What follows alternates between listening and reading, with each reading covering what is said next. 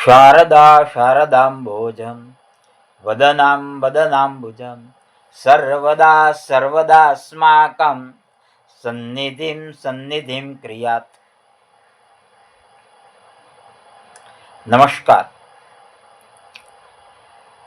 આજે હું આપને જણાવું છું વિદ્યાનું મહત્વ. વિદ્યા, જ્ઞાન. વિદ્યાનું મહત્વ શ્રેષ્ઠ છે. વિદ્યા ધનમ સર્વધન પ્રધાનમ. જેટલા ધન છે એમાંથી વિદ્યાધન શ્રેષ્ઠ છે.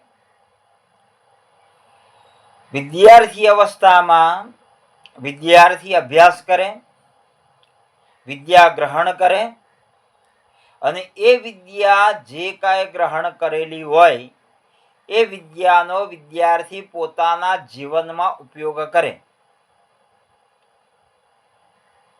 ન ચોરહાર્યમ ન ચ રાજહાર્યમ ન ભાતૃભાજ્યમ ન ચ ભારકારી વ્યયે કૃતે વર્ધત એવ નિત્યમ વિદ્યાધનમ સર્વધન પ્રધાનમ.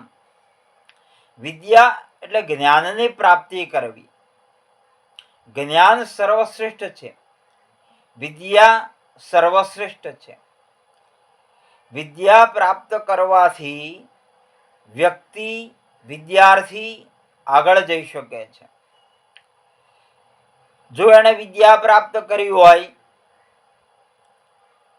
પ્રથમે નાર્જિતા વિદ્યા દ્વિતીયે નાર્જિતમ ધનમ તૃતીયે નાર્જિતમ પુણ્યમ ચતુર્થે કિમ કરિષ્યતિ.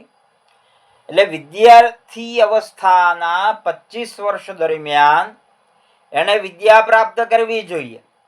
જો એણે વિદ્યા પ્રાપ્ત કરી નથી તો પછીના 25 વર્ષ સુધી એ ધનની પ્રાપ્તિ કઈ રીતના કરી શકશે?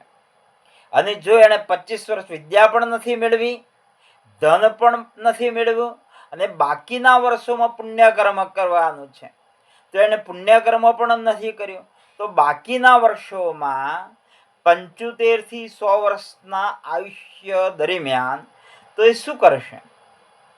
કાંઈ જ કરી શકવાનો નથી. તો શરૂઆતના 25 વર્ષ છે વિદ્યાર્થીએ વિદ્યા પ્રાપ્ત કરવી જોઈએ.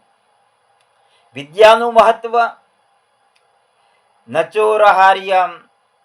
વિદ્યાને ચોર ચોરી કરી શકતો નથી.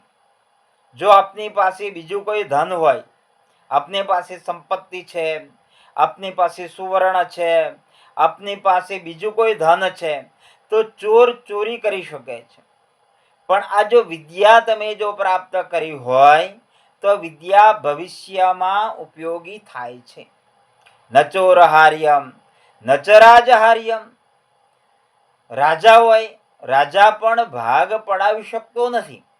તમે વિદ્યા પ્રાપ્ત કરી હોય તો એમાં કોઈ રાજા એવું નથી કહેતો કે આ જે વિદ્યા પ્રાપ્ત કરી છે તો એમાંથી તમને ટેક્સ લાગવાનો છે. બરાબર? ન ચોરહાર્યમ ન ચ રાજહાર્યમ ન ભાતૃભાજ્યમ ન ચ ભારકારી. ભાઈ હોય, 2 ભાઈ હોય, 3 ભાઈ હોય, 4 ભાઈ હોય, પિતાજીના ગમે તેટલા સંતાનો હોય, પણ એણે જે કોઈ વિદ્યા પ્રાપ્ત કરી હોય, જેટલી વિદ્યા પ્રાપ્ત કરી હોય એ વિદ્યા એને એના જીવનમાં જ કામ લાગવાની છે. એ વિદ્યામાં પણ બીજા કોઈનો ભાગ નથી.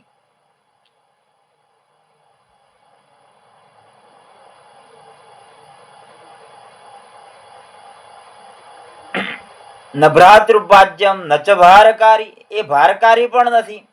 અને વિદ્યા નામનું ધન એવું છે કે વ્યયે કૃતે વર્ધત એવ નિત્યમ. વિદ્યા વાપરવાથી વધે છે, ત્યારે બીજા બધા ધન વાપરવાથી ખૂટી જાય છે.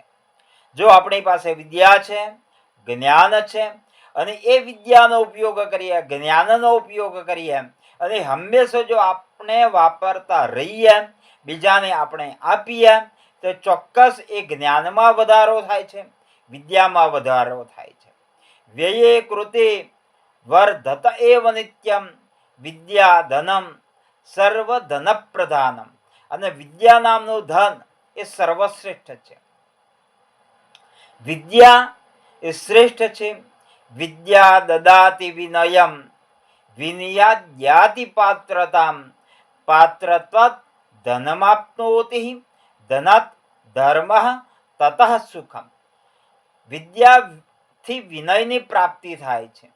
વિદ્યા દદાતિ વિનયમ વિનયાદ્યાતિ પાત્રતામ વિનયથી પાત્રતાની પ્રાપ્તિ થાય છે. પાત્રત્વાત ધનમાપ્નોતિ પાત્રતાથી ધનની પ્રાપ્તિ થાય. ધનાત ધર્મ ત્યારબાદ ધર્મની અને ત્યારબાદ સુખની પ્રાપ્તિ થાય છે. એટલા માટે વિદ્યાર્થી અવસ્થામાં દરેક વિદ્યાર્થીઓએ વિદ્યા પ્રાપ્ત કરવી જોઈએ. અને વિદ્યા પ્રાપ્ત કરવા માટે કોઈ ઉંમર જ નથી. વિદ્યા ગમે ત્યારે પ્રાપ્ત કરી શકાય, ડિગ્રી ગમે ત્યારે મેળવી શકાય. હવે તો એટલી બધી વિશ્વવિદ્યાલયો છે કે ત્યાં આગળ તમે અભ્યાસ કરવા માટે જાઓ, ભણવા માટે જાઓ તો એ તમને ડિગ્રી આપે છે, જ્ઞાન આપે છે. અને એ જ્ઞાન પ્રાપ્ત કર્યા બાદ જગતને આપવું જોઈએ. તો આજના આ રત્નકણિકા સાથે આપને ઉપયોગી થશે એવી અભિલાષા સાથે હું વિરમું છું. સર્વે ભવન્તુ સુખિનઃ, સર્વે સંતો નિરામયાઃ, સર્વે ભદ્રાણિ પશ્યન્તુ, મા કશ્ચિત દુઃખભાગ ભવેત. ઓમ શાંતિ. ભદ્રમ ભૂયાત. સબકા કલ્યાણ હો.